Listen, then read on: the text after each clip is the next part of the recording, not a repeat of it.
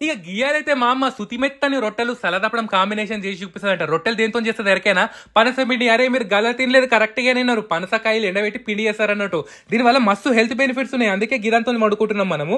Immunity boost అయితది. Blood sugar control అయితదన్నట్టు. Cholesterol ఉండదు. ఇక బొచ్చడైన యాంటీ ఆక్సిడెంట్స్ కూడా ఉన్నాయి.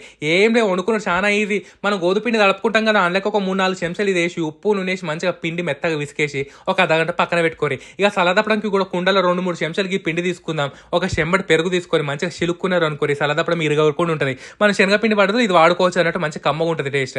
అరే మన ముచ్చట బాగానే ఉంది కానీ ఏడ దొరుకుతుంది ఇది ఫస్ట్ టైం వింటున్నాం అనుకుంటారా? మన నేచర్ ట్రంక్స్ ఉంది కదా వాళ్ళ వెబ్సైట్ లింక్ ఇస్తుంది అందులోనే దొరుకుతుంది. ఇక మన కోడ్కి ఇట్లా వాడారు అనుకోరి 10% డిస్కౌంట్ బి వస్తుంది. వీళ్ళ దగ్గర ఇవే కాదు నూనె నెయ్యి మిలెట్స్ అని కూడా మస్తు రకాలు ఉన్నాయి తీయరు కానీ చూడండి మీకు కావాలంటే వెబ్సైట్లో పోయి మంచిగా నూనె కాగిన తర్వాత ఆవాలు జీలకర్ర పచ్చిమిరపకాయలు కళ్యామాకు ఎల్లమెల్లిగడ్డ ఇంకేమంటారు ఉప్పు పసుపు వేసేసి ఆల్రెడీ చిలుక్కున్నది ఉంది కదా అది బి వేసుకొని మంచిగా మరిగేటప్పుడు జర్రంతా కళ్యామాకు ధనియాల పొడి వేసుకోరు అనుకోరి సూపర్ ఉంటుంది.